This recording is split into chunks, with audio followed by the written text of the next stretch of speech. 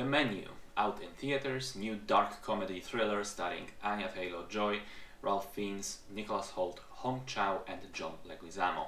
The film opens with the characters played by Anya Taylor-Joy and Nicholas Hoult in a harbor, waiting for a boat that will take them and 10 other people for their date. And the date will take place on a private island housing a ridiculously fancy restaurant run by Chef Slowik.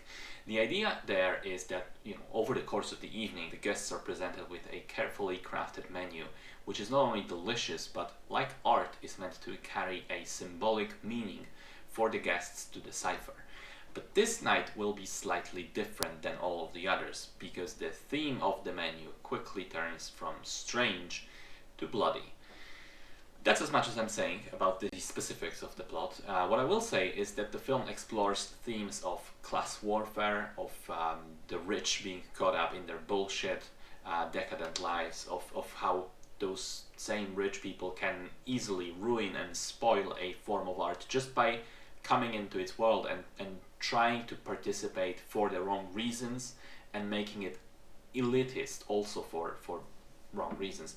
It's about frustrations and burnout of the people who feel tired of those types of behavior, people who are in the craft, in the art. And all of those themes are explored with a fairly large amount of humor, dark humor to be sure, but the movie is quite funny.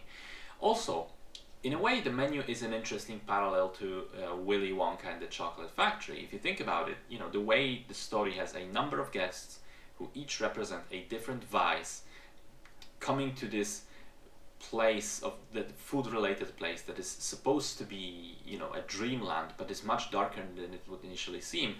And then while there, they become exposed and punished by the twisted owner of the place. So there are some really interesting similarities to consider there. It's also interesting in the way that the film doesn't really have a side that you can latch onto. I mean, you realize very early on that the guests are absolutely terrible, so you kind of don't want them to survive the experience unscathed. And at the same time, though, the restaurant personnel is also obviously insane, so you're not really rooting for them either. Of course, Anya Taylor-Joy's Margot is the protagonist, and she's positioned sort of in the middle, but I'd argue even she isn't immediately likable and straight up relatable. There were things about her character that I didn't sort of gel with and didn't like just as well. And the remarkable thing is that the movie, in a film without anyone to really latch onto and sympathize with, I was never bored or fed up with what was going on.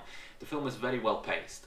The slower conversation moments perfectly balanced by the set pieces around the consecutive courses, and then the movie sort of paces itself really well with the plot reveals. So whenever you feel like you know what's going on, there's another twist and turn.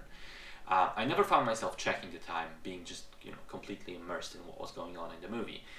I also want to commend its visual style. The various dishes and their descriptions are shown to the audiences in a really cool and sometimes hilarious way. The costumes and the looks of the rich guests are nicely contrasted with the white uniforms of the cooks and their sort of army-like obedience to the head chef.